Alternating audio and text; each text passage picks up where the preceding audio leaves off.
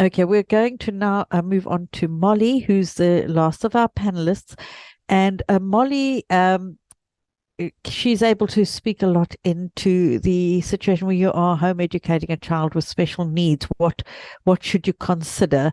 And I know 5 minutes isn't a lot of time, Molly, to cover it, but we will try and wheel round to some questions afterwards. So do your best. I will. I've got my stopwatch on. um, okay, thank you so much for still being here, everybody. Home educating with us additional needs. I have spoken to so many families in the last few years who are doing that now. I think there's a the voice is becoming greater of families who are really quite struggling because their children are not managing at school.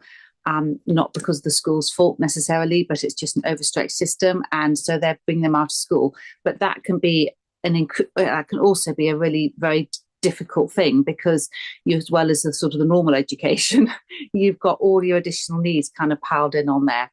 So I just want to say a few things which I hope will encourage you, if any of you to speak to any of you.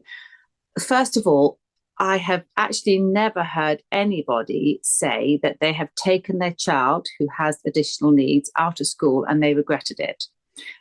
Everybody who I've heard speak has said, oh, thank you, has said that their child is better being at home. So that's actually not surprising. So if you can imagine, whatever your child has got, they've got sensory processing issues, they've got kind of anxiety related issues, all these things will be, through no fault of their own, will be exacerbated at school. And actually at home, you will find they'll become more regulated. You'll be able to control the environment a little bit more. Um, you'll be able to kind of minimize some of the stress things and make the demands that you ask of them a little bit more kind of appropriate for them. So you will definitely find, I would almost guarantee, that your child will be better and will be more regulated at home. However, the initial the things that your child struggles with are right from the very, which makes school difficult, will actually still be there as well. And so I think it's unrealistic to think that actually when you bring your child out of school that suddenly it's all going to be okay, because I don't think it will be. Our first two children, we were fairly kind of, I'd say, normal home educators, if you can have such a thing. One of them had quite profound dyslexia, but that, to be honest, was easy compared with what we're kind of trying to manage now. So I have had kind of the experience of the two different types of home educating, if and that makes sense. I think the other thing that I'm hearing from many parents who have taken their children out of school is they are really quite traumatized. And again, I really don't want to put this on the schools. And if if at all possible, you can leave school like Fabienne did, well, I do think I'd really highly recommend that. But a lot of parents, a lot of children are really quite traumatized. And I think you really need to give yourself that time to, as Alice said, but even more so if your child has had a difficult time, just to regulate again and to do nice things, to go outside, to kind of connect again, do all the things that you like doing and try to just calm and to bring all those stress levels down. And then you can gradually start getting into your own rhythms. I think another tip I'd say is your home ed will be different, and it's very mixed being on social media, I would say, with a child with additional needs. I'm glad I didn't have social media a lot actually with my very dyslexic child, because we tend to only put the best things on, and that's very different when you're seeing on one lovely Instagram tells us beautiful things people are doing, and you're thinking, but actually I've managed to get my child dressed today without a meltdown, and they're actually wearing socks to go out of the house, and if that's necessary at all. And I've got 5 minutes of undivided attention, and actually that's a real big win, and it is a big win. So don't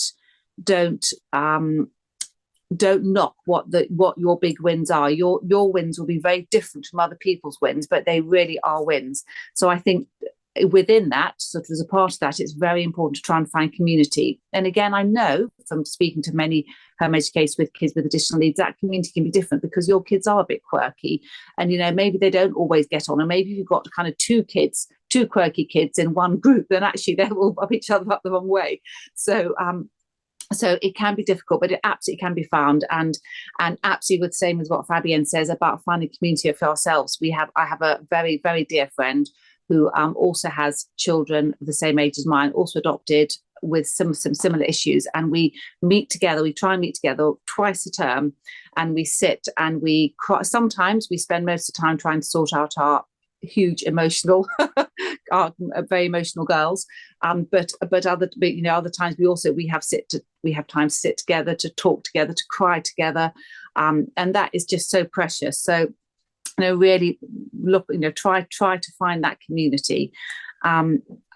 Just know also, again, reflecting what other our speakers have said about knowing your whys, why you're doing this. And again, your whys will be very different, and you may have to give up some of your academic whys. It was quite easy with our boys to say, well, actually the most important thing is their character, their resilience, and that's because that's what we want.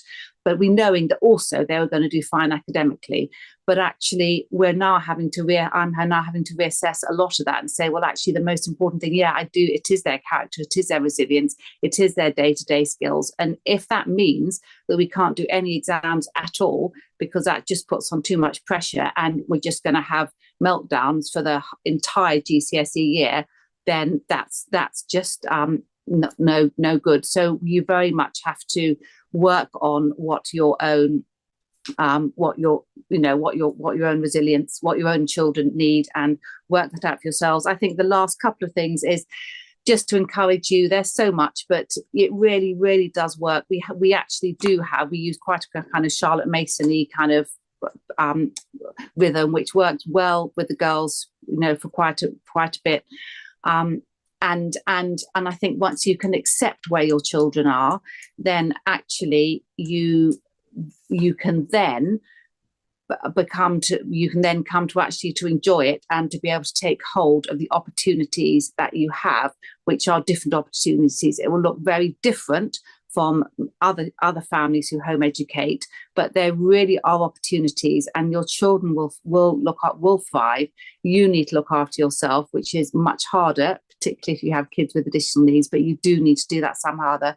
But you will find a way through, and I think would almost guarantee it would be less stressful than if your children were at school. So however bad the bad days are, it is still absolutely worth it, and I wouldn't for a minute actually be doing it any other way.